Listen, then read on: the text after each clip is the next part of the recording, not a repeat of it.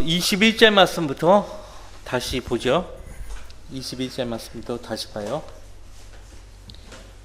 진리가 예수 안에 있는 바와 같이, 이 진리가 예수 그리스도로부터 나왔죠. 여전히 그 진리가 예수 안에 있다고 말을 하고요. 과연 너희가 그에게서 듣고 또 그에 의해 배웠을진데. 그래서 육안으로 예수님은 볼 수 없죠. 승천에 올라가 계시니까요.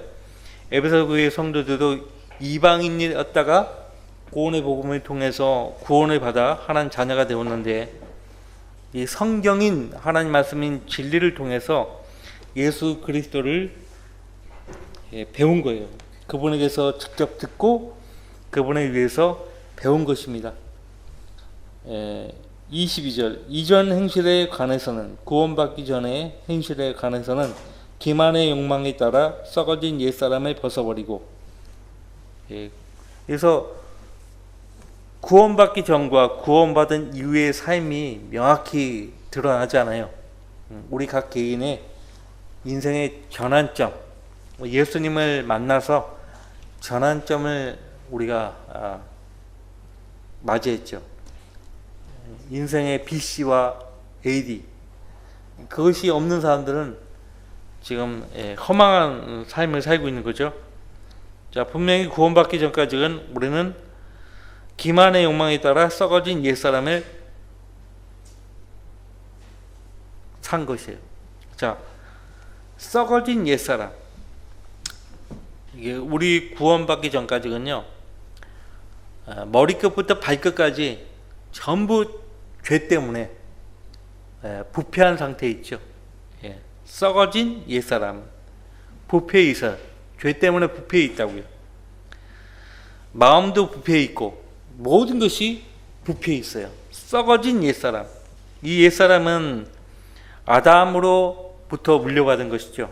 아담으로부터 물려받은 것이고, 옛사람은 옛 성품으로 드러납니다. 옛 성품, 옛 본성, 타락한 본성이죠. 그것을 벗어버리고 너희 생각이 영 안에서 새롭게 되어, 생각이 영 안에서 새롭게 되어. 로마서 12장에서도 마음을 새롭게 함으로써 변화를 받으라고 그렇게 말씀하죠. 마음을 새롭게 함으로써 변화를 받아. 마음을 어떻게, 무엇으로 새롭게 할 수 있습니까? 어떻게 해야 변화를 받을 수 있습니까? 진리의 말씀이에요. 하나님 말씀으로 철저하게 돌아가는 거예요. 자, 새 사람을 입으라. 이 새 사람은 누구를 말한다고 했어요? 예수 그리스도. 그래서 옛사람, 첫사람 아담, 그 다음에 둘째 사람, 마지막 아담, 그것을 이제 고린도서 15장에서 바울 사도가 비교를 하고 있죠. 창조된 새 사람을 입으라. 자, 지금 같은 말인데도 갈라디아서, 에베소서, 또 골로새서 달라요. 입었다라고 또 말을 해요. 내가 예수 그리스도로 입었다, 그렇게 말을 해요. 근데 입으라고 하는 것은 바울 사도가 보기에는 아직 이들 에베소 교회 성도들이 입지 않은 것이에요. 아직도 옛사람을 벗어버리지 않은 것입니다. 자, 이 창조된 새 사람을 입게 되면 어떤 변화가 생기는가? 25절 말씀부터 세부적으로 바울 사도가 제시합니다. 그러므로 거짓을 버리고 각자 자기의 이웃과 더불어 진리를 말하라. 자기 이웃과 더불어 진리를 말하게 됩니다. 거짓을 버리고 자기 이웃과 더불어 진리를 말하라. 우리에게 이웃, 우리에게 가장 가까운 사람은 그리스도의 몸 안에서 지체된, 구원받은 다른 형제 자매들이에요. 유대인들에게 이웃은요, 바로 다른 지파의 이스라엘 백성들을 가리킵니다. 형제들이죠. 아브라함 안에서 형제들, 이웃이에요. 우리는 예수 그리스도 안에서 형제 자매가 된 거예요. 그래서 여러분들 지금 자택에서 이웃들, 그 이웃들을 얘기하는 것이 아니에요. 그 자기 이웃과 더불어 진리를 말하라. 이는 우리가 서로 지체이기 때문이다. 지체이기 때문이다. 그리스도의 몸을 이루는 지체가 된 거죠. 설명을 하고 있어요. 이웃이 누구인가? 지체다. 그래서 거짓을 버려야 되고 진리를 말해야 합니다. 그 앞에서 진리를 말하는 조건은 사랑 안에서라고 했어요. 오직 사랑 안에서 진리를 말하라. 그래서 듣는 자들에게 은혜를 끼치게 하라. 그렇게 당부했죠. 진리를 말할 때에 사랑 안에서 하는 거예요. 성경대로 믿는다고 하면서 사랑 없이 진리를 말하는 사람들이 있죠. 오늘날 그 근본주의자들이 사랑 없이 진리를 말합니다. 자유주의자들, 자기들 마음대로 믿는 사람들 있잖아요. 그 사람들은 진리 없이 사랑을 이야기해요. 오늘날 대부분의 교회들이 진리 없이 사랑을 말한다고요. 대놓고 교리적인 얘기 하지 말자. 사랑하자 한다고요. 사랑하자. 그건 잘못된 거예요.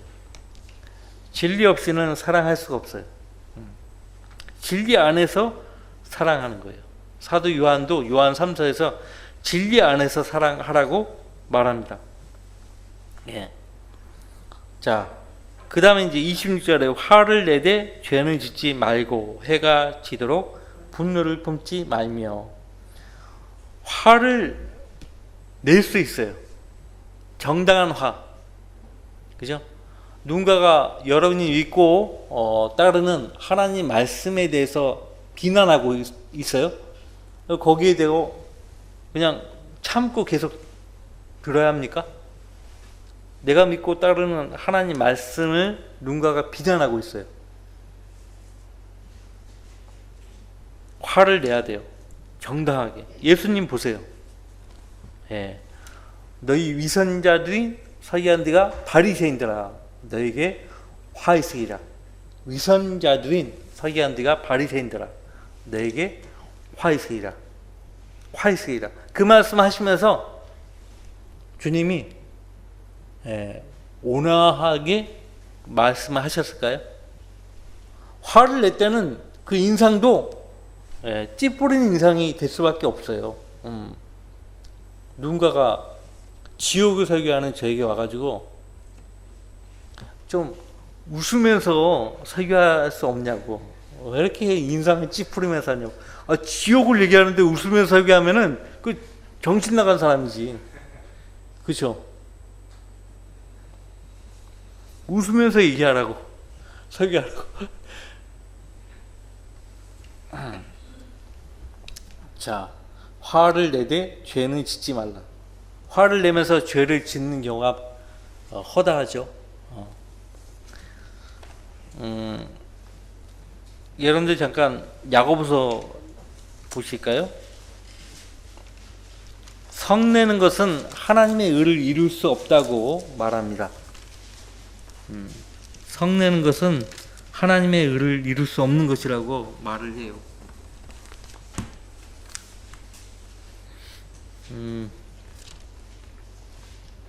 거기 1장 야고보서 1장 20절에 이는 사람의 성내는 것이 하나님의 의를 이루지 못함이라. 사람의 성내는 것이 하나님의 의를 이루지 못한다. 이 경우는 육신적인 화를 분노를 내는 경우예요. 육신적으로. 정당한 분노가 아닌 경우.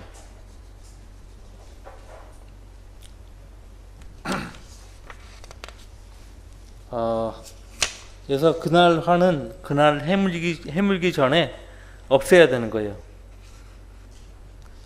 화를 진정시키는 방법이 뭐가 있을까요? 화를 진정시키는 방법. 용서하는 거예요. 용서.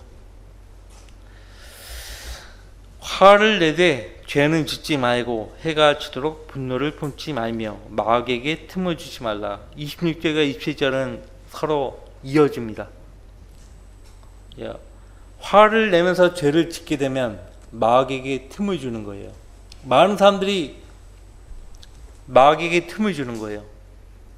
마귀는 여러 경로를 통해서 그리스도인 안에 들어가려고 하거든요. 그리스도인을 점유하려고 한다고요. 점유를 하면은 끝나는 거예요. 일단은 생각들을 전달하죠. 생각들을 넣어주려고 해요. 그 생각들을 받아가지고 수용하면 마귀가 그 생각으로 우리 안에 들어오는 거예요. 빨리 그때 알아차리고 예수 그리스도께 도움을 구하면 돼요. 예수 그리스도의 거룩한 피를 의지해서 마귀를 물리치는 거예요. 자, 그럼 마귀가 도망가죠. 그래서 마귀는 아주 조그만 틈이라도 생기면 비집고 들어가서 성도를 점유하려고 하는 거예요. 그래서 많은 사람들이 마귀에게 점유당한 채 있는 거예요. 몰라요. 자기가 마귀에게 점유되어 있는 걸 몰라요. 거짓말을 밥 먹듯이 한다. 그럼 마귀에게 점유당한 거예요. 진 거예요, 그것이. 예. 그리고 어떤 나쁜 습관에 대해서 지금 극복을 못하고 있어요. 그럼 그 나쁜 습관 때문에 지금 마귀에게 점유당한 거예요. 마귀에게 점유당했다는 증거가 뭔지 아세요? 의지를 마음대로 행사를 못해요. 그러니까 하나님을 위해서 뭔가 해보겠다 할 때 그 순간뿐이에요. 그 의지가 계속 지속이 안 돼요. 마귀에게 점유당했다는 증거거든요. 그러니까 무수히 많은 성도라고 하는 사람들이 마귀에게 점유당한 상태에 있어요. 몰라요, 자기가.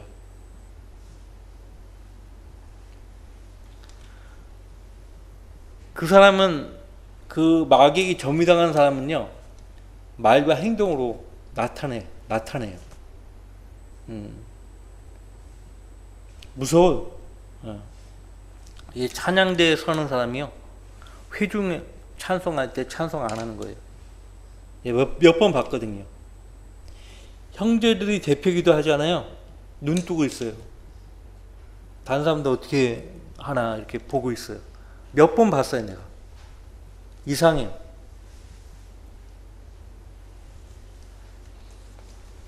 마귀에게 점유당한 거예요. 자, 28절 보시면 도둑질 하는 자는 더 이상 도둑질 하지 못하게 하고, 도둑질이 뭐예요? 남의 것을 강탈하는 거거든요. 빼앗는 거예요. 물질적인 것 뿐만 아니에요. 시간도, 남의 소중한 시간도 뺏는 거 있잖아요. 그것도 도둑질이에요. 네. 남의 소중한 시간을 뺏는 거. 자, 도둑질 하는 자는 더 이상 도둑질 하지 못하게 하고 오히려 일하게 하라. 너무 궁핍하니까요. 생활비를 얻기 위해서 신학교에 몰래, 신학교 기숙사에 몰래 들어가가지고 훔칠거를 찾는 거예요. 보통 이 신학교 기숙사 이렇게 보면은 보안이 안 돼 있거든요. 문이 많이 열려 있거든요. 그 허점을 노려가지고 신학교 기숙사에 들어가가지고 훔칠 것을 찾다가 없으니까 저거라도 가져가야 되겠다고 낡은 성경책을 훔친 거예요. 얼마나 훔칠 게 없으면은 성경책을 훔치냐고요. 집에 가서 그래도 한번 심심하니까 훔친 그 성경을 열어봤는데요. 지금 이 에베소서 4장 말씀이에요. 4장 28절 도둑질 하는 자는 더 이상 도둑질하지 못하게 하고 오히려 일하게 하라. 그가 손수 선한 일을 하여 궁핍한 자를 구제할 수 있게 하라. 이 말씀으로 양심의 가책을 받은 거예요. 그래가지고 이 말씀을 시작으로 성경을 읽기 시작해서요, 성경을 읽다가 하나님의 구원 계획을 발견하고 예수님을 자기의 구주로 영접한 거예요. 그래서 그 말씀대로 자기 삶을 주님께 드리고 인도해 주시라고, 더 이상 이렇게 나쁜 짓을 하며 살지 않도록 도와주시라고. 그래서 그 사람을 하나님이 다듬어 주셔가지고요, 복음을 전파하는 놀라운 도구로 사용하셨다는 그 실화가 있습니다. 자,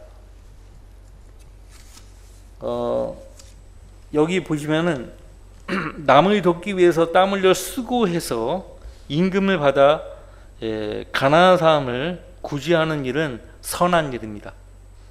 선한 일.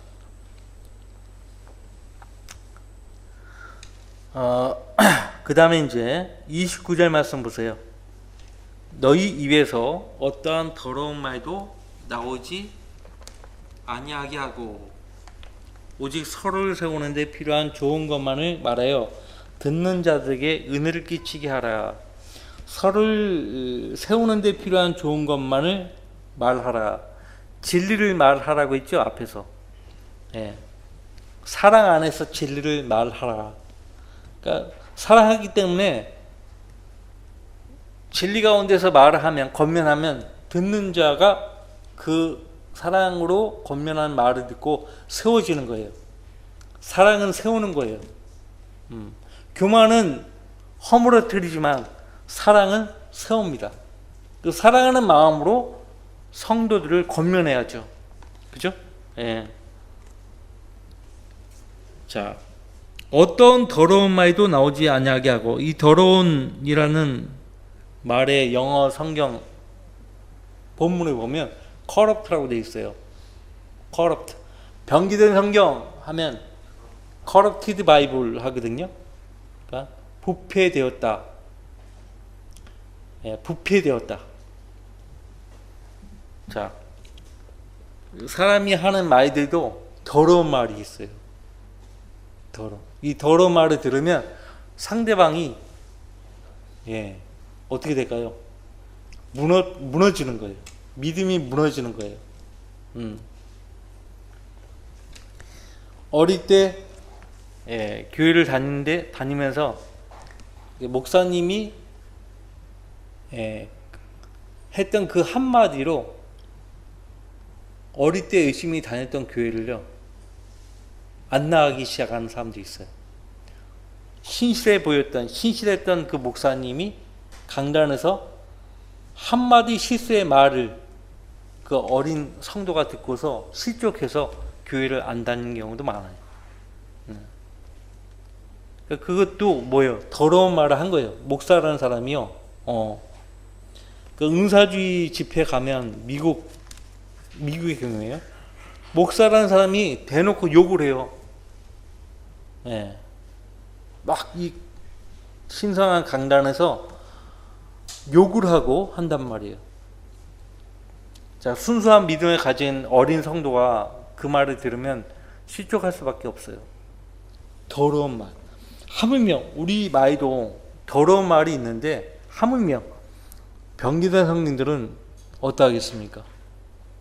그러니까 병기된 성경은 철저하게 사람들의 믿음을 공략해서 하나님을 믿지 못하게 하는 거예요. 오후 예배 때 우리 공부하겠지만 재판관에 보면 분명 주의 칼, 곧 기드온의 칼이라는 말씀을 하거든요. 근데 병기된 성령들은 칼이라는 말이 없어요. 보리빵, 그 다음에 주의 칼, 기드온의 칼. 빵과 칼은 성경에서 하나님 말씀을 상징한다고요. 재판관에 보면 하나님 말씀을 상징하는 매 사건마다, 인물마다 나와요. 매 사건마다, 인물마다 나오는데, 기드온의 경우 그 칼이 없어요. 개역 개정에. 모든 현대어 번역본들은 그 칼이 없어요. 무섭죠? 성경이 병기되면 이렇게 무서워요. 자, 너희 입에서 어떠한 더러운 말도 나오지 아니하게 하고 오직 서로를 세우는 데 필요한 좋은 것만을 말해요. 듣는 자들에게 은혜를 끼치게 하라. 어떤 말들은 은혜를 전혀 끼치지 못하는 말들이 있죠. 자, 30절 하나님의 거룩한 영을 슬프게 하지 말라. 어떤 경우 하나님의 거룩한 영을 슬프게 할 수 있는가? 앞에서 말한 것들이에요. 거짓을 버리지 못하고 진리를 말을 하지 않는 거예요. 더러운 말을 하는 거예요. 그러면 도둑질하고요, 화를 내고요, 그런 하나님의 거룩한 영을 슬프게 하는 거예요. 왜 하나님의 거룩한 영을 슬프게 해서는 안 되는가? 너희가 그로 인해 구속의 날까지 인치심을 받았느니라. 이 구속의 날은 언제인가? 몸이 구속받는 날이에요. 우리 몸이 아직 구원받지 않았잖아요. 죄 가운데 있잖아요. 예수 그리스도의 죄 없는 그 몸을 우리가 입는 거예요. 변화받는 거죠. 그날까지 하나님의 거룩한 영은 우리 몸 안에 내주하시는 거예요. 우리가 이제 예수 그리스도와 같은 영광스러운 몸으로 변모가 되면은 성령께서 더 이상 우리 몸 안에 계시지 않아요. 계실 필요가 없죠. 성령님은 우리의 삶을 도우시려고 오셨다고 했죠. 자, 그래서 하나님의 거룩한 영을 슬프게 하지 말라 말씀하십니다. 31절 모든 신랄함과 분개와 분노와 고함 지르는 것과 욕설을 모든 악의와 함께 너희로부터 버리라. 자, 잘 보셔야 돼요. 모든 신랄함, 분개, 분노, 고함 지르는 것, 욕설, 이것들은요, 상대에 대해서 상대가 하는 말과 그 행위에 대해서 용납치 못할 때, 수용하지 못할 때 이런 행동을 하거든요. 상대에 대해서 용납을 못해요. 상대의 그 언행에 대해서 도저히 수용을 못하는 거예요. 그러면은 신랄함, 분개, 분노, 고함 지르는 것, 욕설 이런 것들이 나오게 돼 있어요. 자, 아까 어떤 더러운 말도 나오지 않게 하라고 했죠. 너 입에서. 이 루머 있죠. 루머라고 하죠, 영어로. 그러니까 그 확인되지 않은 소문, 풍문으로 들었다 할 때 풍문, 확인되지 않은 소문이거든요. 확인이 안 된 거예요. 확인이 안 된 거를 자꾸 만나는 사람들에게 퍼뜨려. 그건 악의적인 거예요. 루머, 중상모략한다 하죠. 더러운 농담, 음란패설. 세 사람들 보면 음란패설 하죠. 그죠? 무리하고 음란한 말들. 이것도 다 버려야 한다는 거예요.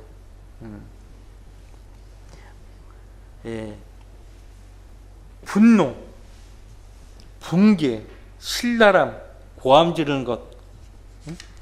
고린도전서 5장 11절 말씀에 보시면은 형제라고 하는 자가 욕설하는 자이거든 사귀지도 말고 함께 먹지도 말라고 했어요. 욕설을 해요. 세상 사람들은 이 욕하는 거 아무렇지도 않아 하잖아요. 그냥 그 입에 배웠잖아요. 그런 사람이 형제라고 한다면 사귀지도 말고 먹지도 말라고 말씀하십니다. 엄격해요, 성경은.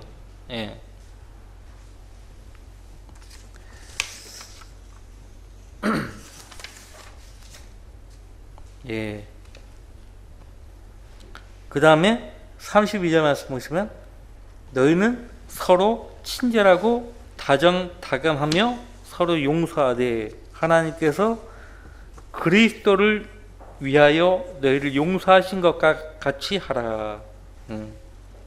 그리스도를 위하여 용서하신 것 같이 하라.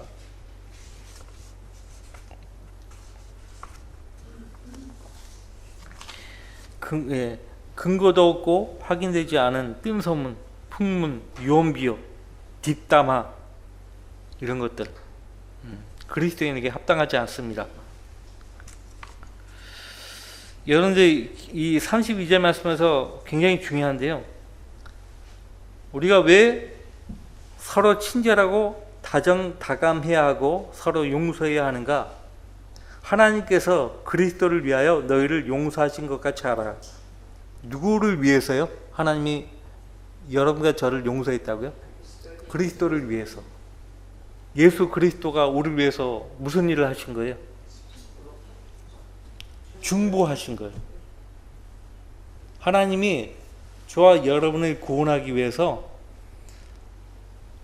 예수 그리스도께서 저와 여러분을 구원하기 위해서 하나님 앞에 서가지고요, 우리 개개인을 위해서요 중보하신 거예요.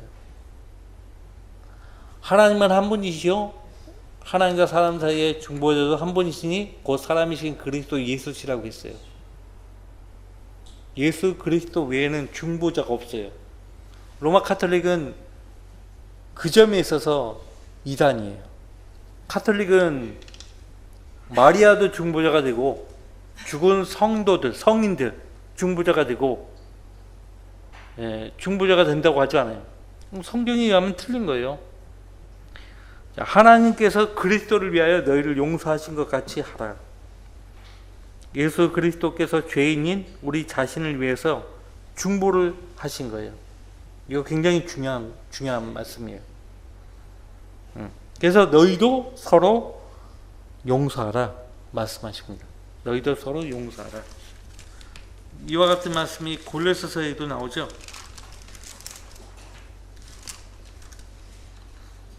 골로새서 3장 보세요. 13절.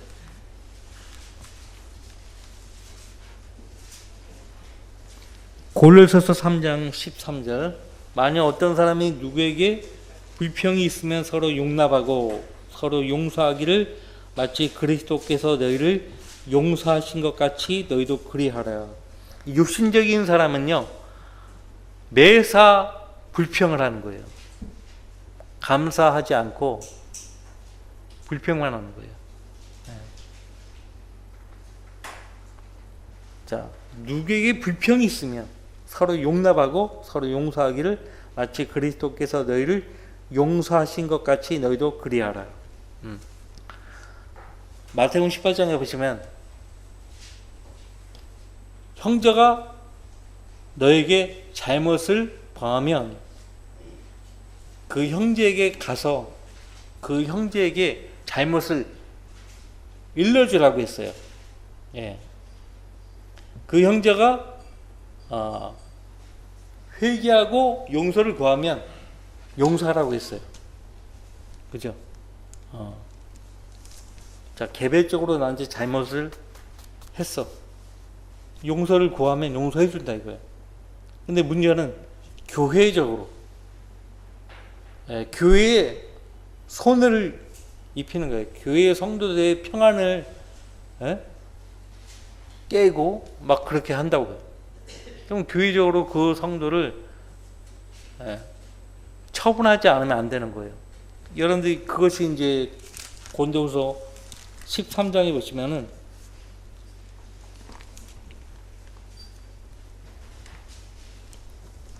(1절부터) 보면 내가 이제 세 번째 너희에게 가노니 모든 말은 두세 증인의 입으로 확정될 것이라. 내가 이전에도 말했고 또 마치 너희 앞에 있는 것처럼 너희에게 두 번째로 미리 말하지만 이제 떠나 있는 동안 전에 죄 지은 사람들과 나머지 모든 사람에게 쓰노니 내가 다시 가면 용서하지 않으리라. 용서하지 않으리라. 이 경우는 교회에 영적으로 피해를 주고 있는 거예요. 어떤 사람이 아직도 회개하지 않고 있는 거예요. 이때는 용서해서는 안 돼요. 그리스도의 몸인 교회에 피해를 주고 있기 때문에 용서해서는 안 돼요. 하지만 그 성도가 교회 전체 성도 앞에서 자기가 잘못을 인정해요. 뉘우치고 용서를 구하면 교회가 그 성도를 용서하죠. 용서하죠. 예. 자, 이 지금 32절 말씀이 굉장히 중요합니다. 그래서 우리가 아무리 육신적이어도요, 주님의 이름으로 모이는 모임에 참여할 때는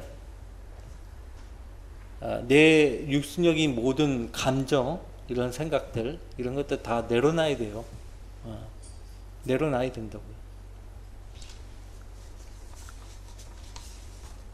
자, 그러면 쉬었다가 11시 예배에 뵙겠습니다. 다음 주에 이어서 5장을 공부하겠습니다.